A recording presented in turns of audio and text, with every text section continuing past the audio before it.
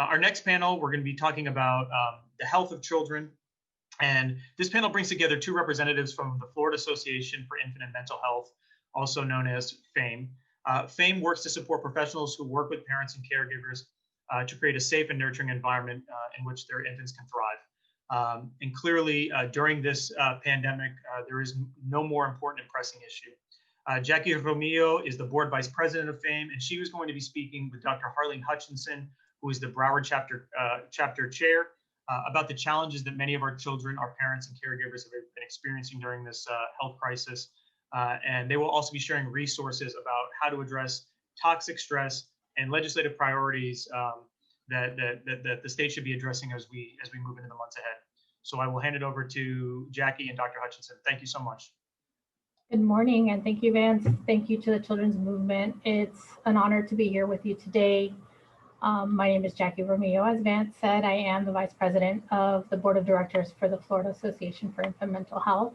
I'm a licensed clinical social worker, and I specialize in early childhood development as well as infant and early childhood mental health. I work at Citrus Health Network, which is a federally qualified health center here in Miami-Dade County, and I'm the administrator for the early childhood development programs. It's a pleasure to be joined today by a colleague and friend, Dr. Harleen Hutchinson, who is the chair of our Broward County chapter for FAIMH, but I'll give her a couple of minutes to introduce herself. Good morning. Good morning, everyone. Welcome. I'm so glad to be here today.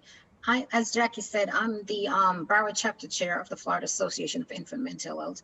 I'm also an adjunct professor of the Broward University School of Social Work and the executive director of the Journey Institute.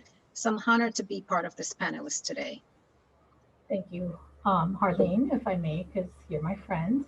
It's wonderful to share this space. We've had a lot of information shared already this morning from so many different perspectives and so many voices that have shared their experiences. You've been providing mental health supports to early childhood providers, teachers, parents, children for many, many years. What is different now during this COVID-19 pandemic? That's a really good question. We have been uprooted, we have been challenged, and at the same time, charged with protecting our children. So finding a way to provide self-care is not easy when we consider the anxiety and the stress that the economic uncertainty brings, and what early child care providers and adult caregivers are feeling. Yet we know that children pick up on these things. But also, let's not forget our teachers who have been charged to protect our children during this vulnerable and challenging time. But in spite of the risks, they consistently show up. So we wonder about how their own well-being is and their self-care in regards to who's filling their cup when they give so much of themselves despite what's going on with this pandemic. They are supportive of those families who are essential workers during the COVID crisis. But this also creates anxiety and stress for both parents and young children, especially our special needs children, who functions well with routines. So when the parents are stressed because of concerns related to childcare, young children tends to pick up on those cues.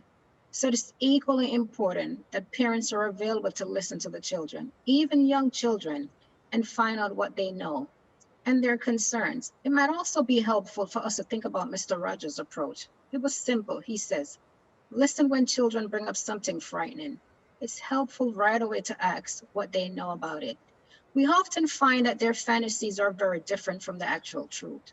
What young children probably need to hear most from us as adults is that they can talk to us about anything, and that we'll always be there to listen and keep them safe, even in these scary times.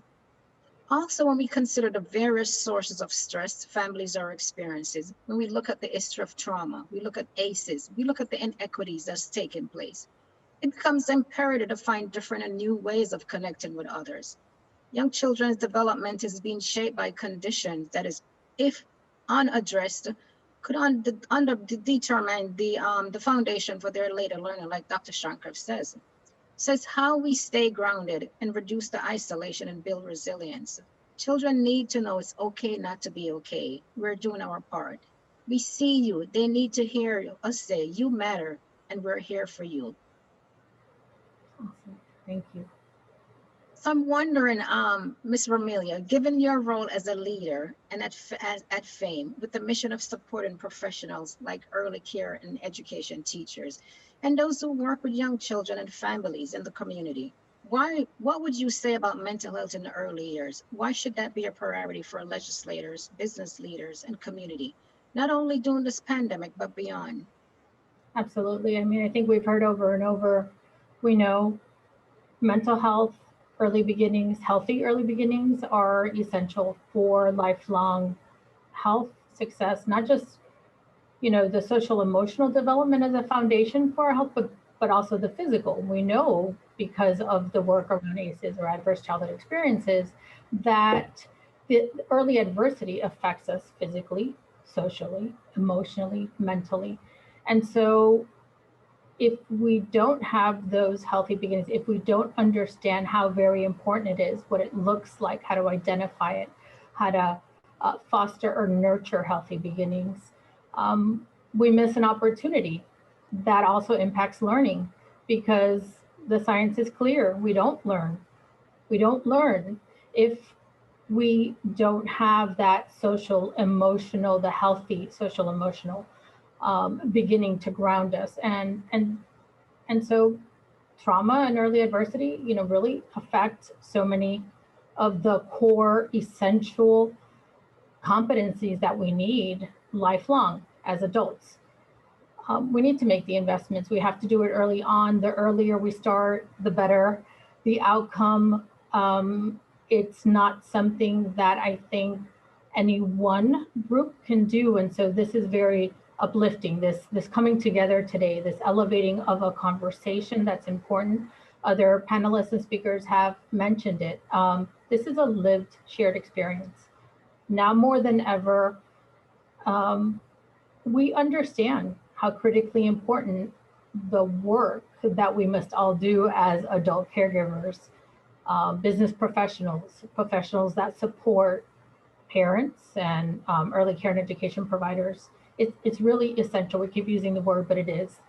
What we do on behalf and for children, young children, is critical.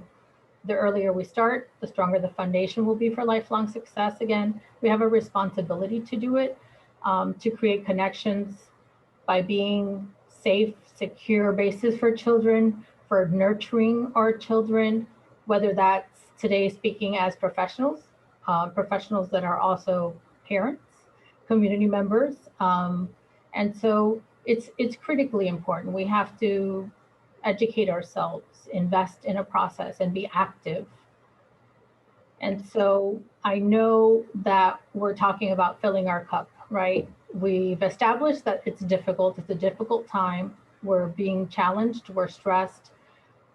We wanted to provide some resources. And when you and I were thinking about this, we said, oh my goodness, Sesame Street in Communities is such a wonderful resource. We work with young children, and so we have the responsibility of making it fun and interactive, but also easy and accessible. And if you haven't checked it out, I believe we're going to be sharing the links in the chat.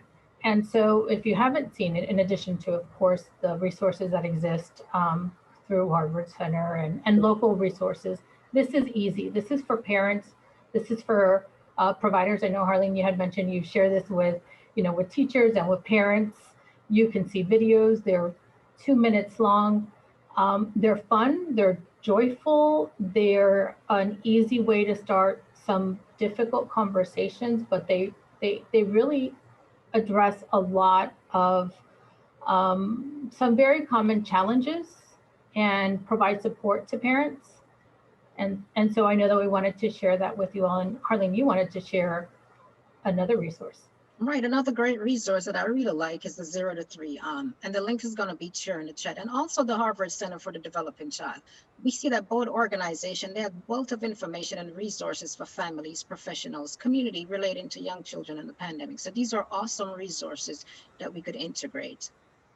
Yeah, we definitely have a couple of minutes. Our time together is brief, but also important. We've talked about quality and quality connections and quality interactions.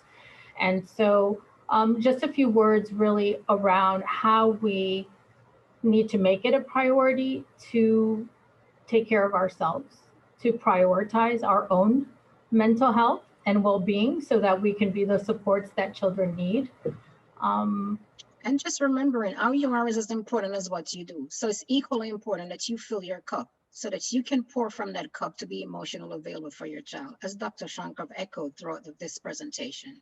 Yes, I love that, Harleen, and thank you so much. I know that that's kind of your one of your many mantras that inspire, even just being connected today. You know, just in these unprecedented times, we've never been here before. We've had to learn so much so fast, and really, when we think about the toxic stress and the level of that, take some time. It could be as simple as breathing, listening to some music, reflecting, but also some self-compassion. Be good to yourself, and know that you're not alone, that this is temporary.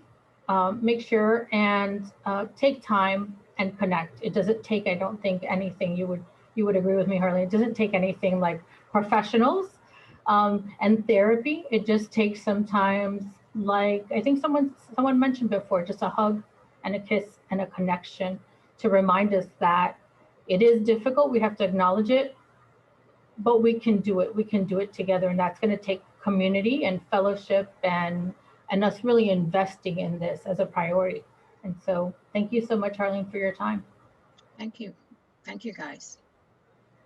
Jackie and Harleen, thank you so much. I love that, and fill your cup, and just the resources that you're providing to everyone on this webinar. We'll make sure as an organization we share those across our platforms. Again, thank you for being with us.